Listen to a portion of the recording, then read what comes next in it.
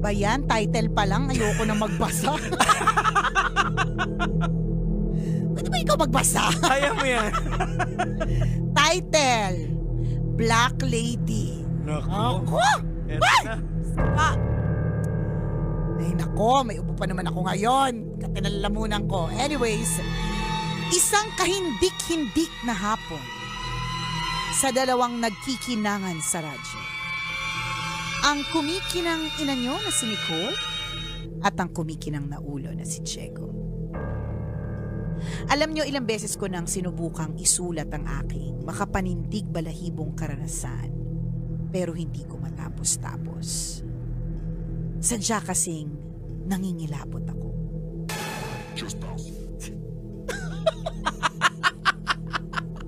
Nagulat ako. Huwag ka nagugulat. Kasi ano mo ginugulat yung sarili mo? Ano ba yan?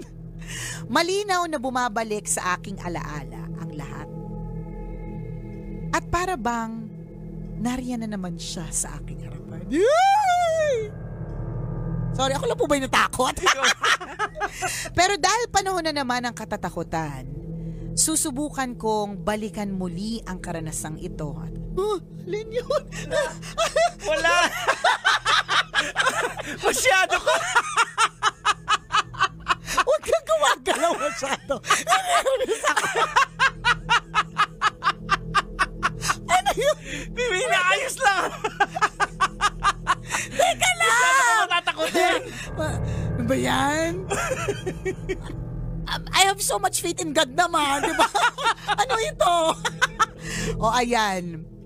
Pero dahil nga panahon na naman ng katatakutan, susubukan kong balikan muli ang karanasang ito at ibahagi sa inyo. At sana ay matapos ni Nicole ang pagbabasa ng sulat ko nang hindi siya nagugulat. O diba? Intro mo palang nagulat na ako eh. Title mo palang nangatal na ako eh. Nangyari ang nakakatakot na yugto sa buhay ko. 7 taon na ang nakakaraan. Quality control analyst ako noon sa isang kumpanya ng manok. Naatasan akong mag-inspect at mag-audit sa mga planta sa Cebu, Bacolod at Iloilo. Natapos ko na ang Cebu at Bacolod at kararating ko lang sa Iloilo. Isa na lang at matatapos ko na ang audit, kaya naman excited na akong makauwi sa amin sa Mindanao. Gaya ng dati, hinatid ako hanggang hotel. Pagpasok ko pa lang, kinalabutan na ako. Mabigat ang pakiramdam ko at kakaiba ang dampi ng hangin sa balag. Napansin ko din na napakalawak ng corridor niya kahit hindi naman siya 5-star hotel. Uy, na-imagine ko. Ano? Malawak ang kwarto at may 2 kama. Ang nakakatakot, may 2 kama. Ano ba yan? Tapos mag-isa lang siya. Oo nga. Nilagay ko agad ang mga gamit ko sa kabilang kama. Pinaghiwalay ko pa para ma-occupy ang buong kama at hindi ako mamalikmata ng kung ano-ano. Kailangan kong magising ng 5 a.m. kinabukasan, kaya para siguradong magigising ako, nag-set ako ng maraming alarms. 3 a.m., 4 a.m., at 4:30 a.m. Ano? Wala! Masyado! Nagano ka eh! Wala! Napatay ko na yung unang 2 alarm pero nakatulog ako ulit. Sa pagkakaidlip, nanaginip ako.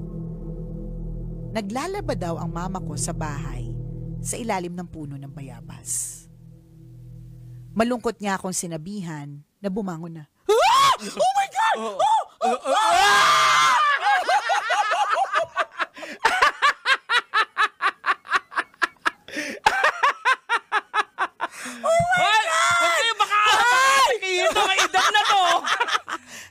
Grabe kasi kawalang iya na may edad na ako.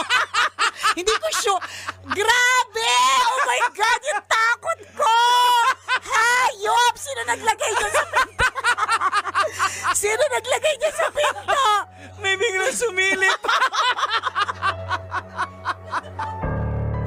Ang gulat ko! Pero tama si Diego. May edad na ako. Sabi ko nga sa inyo, hanggang 47 years old na lang to pagbabasa ko ng scary movies. Pambi! Boy, P! Umayos ka. Pasintabi na po sa mga nakikinig po sa amin sa radyo. Sorry po kung basag na po ang eardrums nyo ngayon. Uy, nakakahiya naman doon sa ano. Sandali lang, di ko tuloy matapos-tapos. Yan. Kayo may kasalanan neto. O eto na nga, sabi niya. O eto. Malungkot niya akong sinabihan na humangon. Tuloy mo lang yan. Ano ba yan?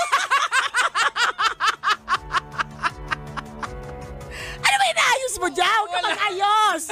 Early retirement letter ng Chuper yan. Huwag ko tingnan. O eto na. Sige. Yung mama niya nga sabi,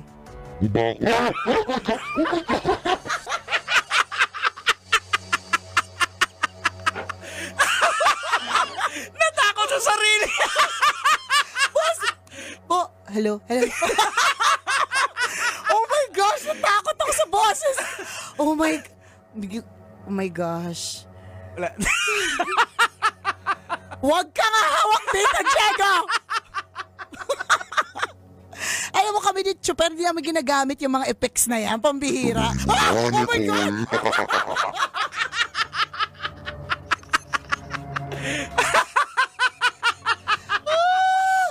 Ay, Diyos ko po. Diyos ko po. Anong oras matatapos ng segment na to? Napakalaking pahirap. Anyways. Teka, inom ako tubig. So, dun sa panaginip, ang sabi ng mama ko, bumangon ka na anak at nagagalit na siya. Uy, sino nagagalit? Nakakatakot ko sino nagagalit. At biglang bumukas ang mga mata ko at nagising ako bigla sa nakita ko. Oh my gosh, ano nakita mo? Nakatayo sa paanan ng kama ko ang isang babae, mahaba ang buhok, nakasuot ng mahaba at long sleeves na gown na kulay itim at nakatitig ng masama sa akin.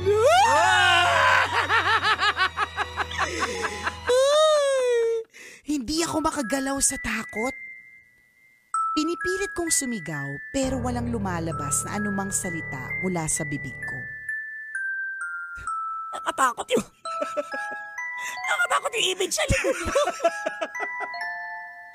Pinagpawisan ako ng malapot kahit napakalamig ng aircon sa kwarto. Mariin kong ipinikit ang mga mata ko at 3 beses na nagdasal ng ama namin.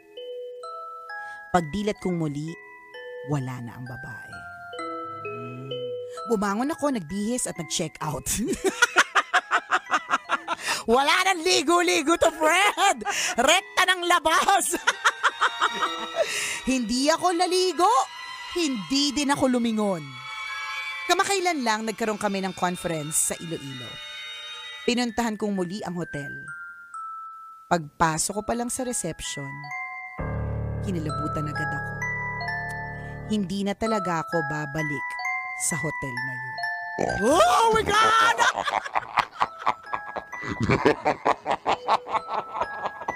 Nakakainis!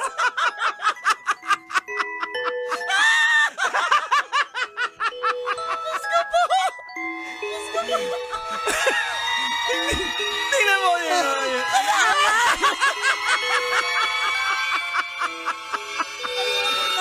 Hanggang October 31 ba to? Ayoko na talaga! Ay, tatapos din ang pagbabasa ng kwento ng Mahiwagang Burnay. Ang story ay mula kay Sheila. Sheila, splok mo naman ko ng hotel yan. Oo nga. Nang ano, i-PM mo na lang sa amin. Siyempre, Sa Iloilo ba yun? Sa Iloilo. Nako, saan ba sa Iloilo? Diba? Saan doon? Oo, kasi tumagal din ako ng Iloilo eh. Para... Eh, di ba may kwento ko nga rin doon sa parang tinirahan mo doon? Tinirahan namin dahil sa Iloilo din yun. Oo. Di ba? Ayan. Talagang sa bawat lugar meron talagang iba. Ano? Yung elepante mo nahulog.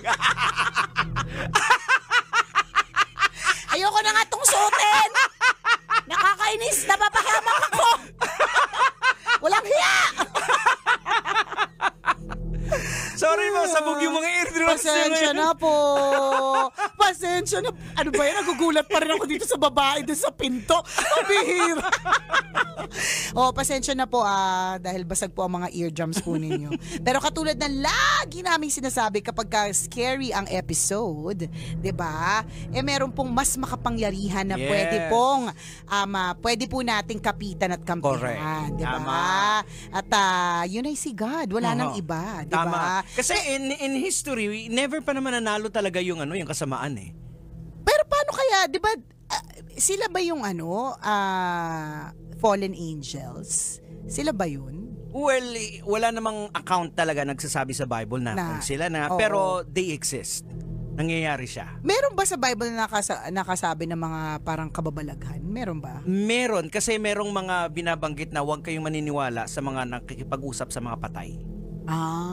So, nag-i-exist sila 2,000 years ago. So, nangyayari talaga siya. So, kapag ka nakikipag-usap ka sa mga patay, ibig sabihin, hindi ka dapat na nakikipag-communicate. Yes, oo. Kasi nasa ibang na sila, dimension. Yan. Kasi may passive. Ayan na, may lumitaw! Hindi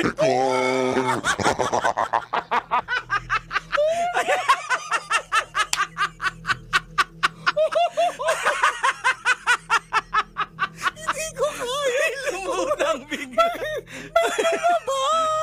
Takot na takot pa naman ako dyan. Sa danon. Bukas pag nagano tayo, hindi ako mag-headset talaga. Akala nyo ha? Mga walang hiya kayo. Pinagtutulong-tulungan nyo ako. Mag-helmet ka na lang kaya. Bukas mag-helmet ako.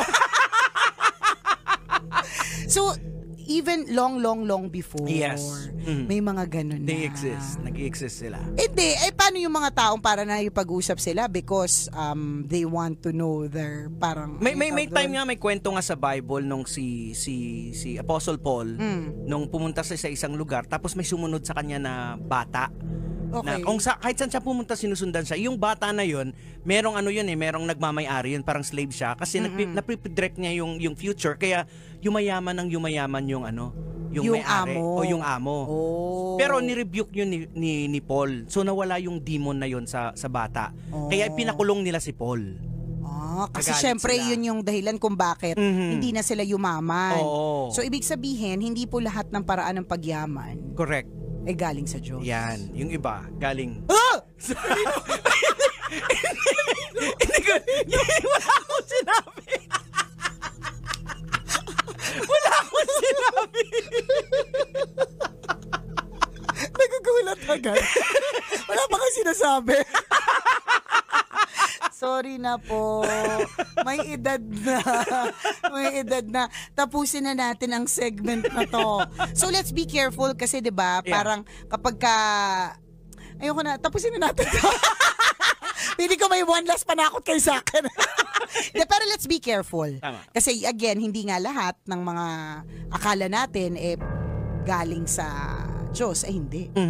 So let's discern Correct. properly. Ayan. Tsaka lagi tayo mag-pray na i-cover ka ng blood Holy ni Jesus Spirit. Christ. Ayan.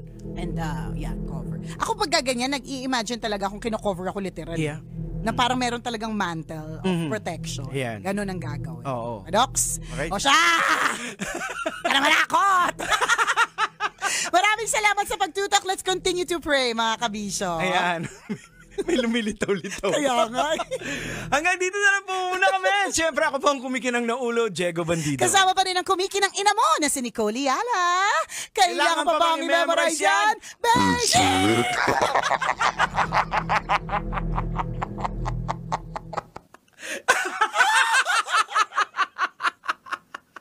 Diyos ko po. Oh my gosh, hindi kaya ng kapangyarihan ko talaga. Andyan pa rin siya. Alam mo sinong isa pang matatakotin? Si Robin Robin. Sa pa yun. Nakaraan nga, nasira nga yung headset niya. Sino nga, ano pangalan nga niya? Yung nan Sa na yan. Danan. Sino yan? Bim- Ko na yung pangalan niya. Bol. Oo, Balak. Oh, yun, Balak. parang... Ako. Ayan. Diyos ko po. Nung pumunta kami ng Japan ni Princess, pinilit niya ako sumakay sa ride ng sa dako. Roller coaster ride siya eh. Okay. So isipin mo, nakakatakot na yung roller coaster, sa dako pa siya. Sabi ko si Jegs, kahit wala naman ako anxiety, nagka-anxiety ako dun sa mismong corridor. Yung parang may feeling ako nagko-close siya sa akin. Grabe talaga yung dasal ko nun. Sabi ko, Lord, sana po papayatin niyo na po yung asawa ko para kasya po siya sa roller coaster. Kasi yun talaga yung dalan, bakit hindi si Ren yung kasama? Oo, kasi hindi siya kasya. Hindi siya kasya. Kasi meron sa labas na parang pwede mong para malaman kung kakasya ka. Eh yun, hindi siya kasya. So ako yung sinangkalan. Ako hindi. Takot ko Ikaw wagas. ba mahilig ka ba? Alam ko si Chuper mahilig siya manood ng mga Horror. horror. Oo, Ikaw mahilig mahilig siya. ka ba? Oo din, pero takot ako. At di, tsaka lalo na, nung bata ako super hilig namin. Super hilig namin. Manood kami mga magkakapatid. Pero hindi siya tumatatak sa akin. Ibig sabihin wala siyang kapit. Pero lately, yung mga movies ngayon, may kapit na. Iba na kasi ngayon yung ano, Oo, dati kasi mga undin-undin lang. Correct, kapre. Kapre. Ano ba yun? Yung, Paano ka matatakot gumalabas sa inodoro, correct, di diba? ba? Totoo. Tapos yung hindi ko makakalimutan, yung malaking siyang palaka, tapos yung dila niya nangangain ng mga tao. Basta Si ganun. Kokak ba yun? Hindi ko Ay, sure. iba Ay, iba pala naman yun. Si Rachel Obanco naman pinapanood mo eh. Yung mga halimaw sa banga. Oo, yan ayan. mas mga ganon. Pero wala siyang, while natatakot ka, ako parang hindi ko matandang na paniginipan ko eh. Pero ngayon kasi yung mga pelikula, sobrang may kapit na siya. Ewan ko kung dahil mas may kaalaman na ako, dahil mas matanda na ako. Kaya pag bata ka talaga, ang galing kasi inosente ka eh. Pagka matanda ka na, ang dami mo na naiisip. Tapos ang daming based on true to life experience. Mas nakakatakot kasi yun. Kasi ibig sabihin, hindi ito katang-isip. Yung mga ano ba yun? Yung sa doll, si ano ba yun? Annabelle. Annabelle. Yan, Tapos yung introduce ba yun? Oo, Keme? mga ganon. Kaya mas nakakatakot na siya. Ay, nako. O siya, itigil na natin. Baka mamaya sumakit yung ulo ko ng slide. Bye-bye!